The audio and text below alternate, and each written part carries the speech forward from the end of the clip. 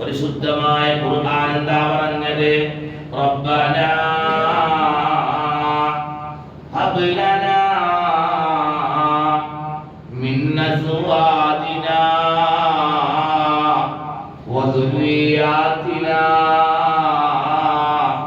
ഖുർറത അയ്യുൻ വജഅൽനാ ലിൽമുത്തഖീന ഇമാമാ. സൂറത്തുൽ ഫുർഖാൻ കാണാൻ കഴിയുന്ന, നമ്മളൊക്കെ എപ്പോഴും പ്രാർത്ഥിക്കാറുള്ള, നമ്മളൊക്കെ എപ്പോഴും ദുആ ചെയ്യാറുള്ള റബ്ബനാ ഹബ് ലനാ മിൻ അസ്വാജിനാ വദുരിയാതിനാ ഖുർറത അയ്യുൻ. അല്ലാഹുവേ, എൻ്റെ ഇണകളെയും എൻ്റെ സന്താനങ്ങളെയും നീ ഖുർറത അയ്യുൻ ആക്കണമേ എന്ന് നാം ഓരോരുത്തരും ദുആ ചെയ്യുന്നതല്ലേ പ്രിയമുള്ളവരെ?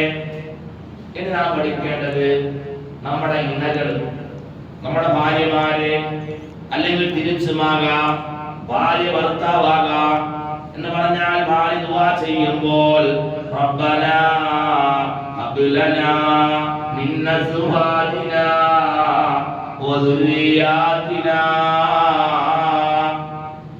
സന്താന പരമ്പര, ആ സന്താന പരമ്പര, എനിക്ക് മക്കളുണ്ട്, ഈ ഇരിക്കുന്ന പലർക്കും മക്കളുണ്ട്, നാം ഈ ദുആ ചെയ്യുന്നതാണ് റബ്ബനാ ഹബ് ലനാ മിൻ അസ്വാജിനാ വദുരിയാതിനാ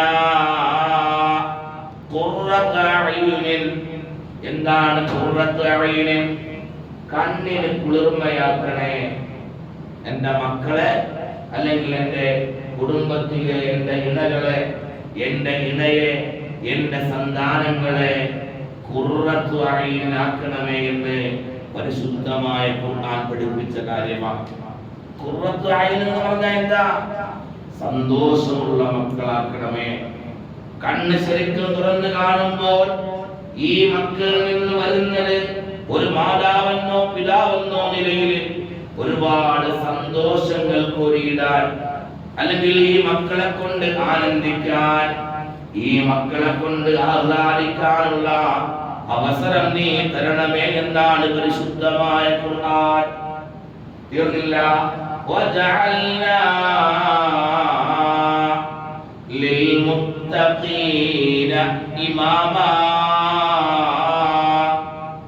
വജഅൽനാ, ഞങ്ങളെ നീ ആക്കണമേ, ലിൽമുത്തഖീന ഇമാമാ, മുത്തഖീങ്ങൾക്ക് ഇമാമാക്കണമേ എന്ന് പരിശുദ്ധമായ ഖുർആൻ. എന്നാ പഠിക്കേണ്ടത്? മുത്തഖീൻ എന്ന് പറഞ്ഞാൽ ആരാ? ഈ ഹദീസിന്റെ തഫ്സീറിൽ കാണാം, മുത്തഖീങ്ങൾ എന്ന് പറഞ്ഞാൽ എൻ്റെ മക്കള്, എൻ്റെ വാപ്പയുടെ മകനാണ് ഞാൻ, എനിക്ക് മക്കളുണ്ട്, ഇനി എൻ്റെ മക്കൾ വലുതായി വരുമ്പോൾ അവരെ കല്യാണം കഴിക്കുമ്പോൾ അവർക്കും മക്കളുണ്ടാവും. അങ്ങനെയുള്ള തലമുറ, ആ തലമുറയുണ്ടല്ലോ, ആ തലമുറയുടെ നേതാവായിട്ട് ലിൽമുത്തഖീന ഇമാമാ